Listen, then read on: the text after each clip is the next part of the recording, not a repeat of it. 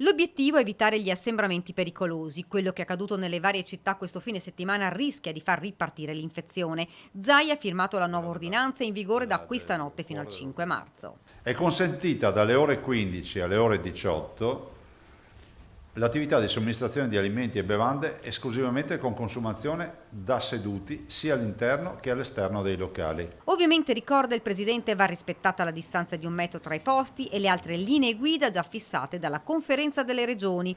Consentita e consigliata la consegna a domicilio. I servizi di ristorazione devono esporre all'ingresso un cartello indicando il numero massimo di persone ammessi nel locale, nel senso che se hai un ristorante o hai un plateatico devi sapere quante persone puoi ospitare. È vietata la consumazione di alimenti o bevande da asporto nella vicinanza del locale. Nessuna chiusura dei confini comunali, ma l'appello del Presidente va al buon senso. Non solo, ricorda anche che i sindaci, in caso di necessità, possono disporre la chiusura di strade o piazze dei centri urbani per l'intera giornata o per fasce orarie.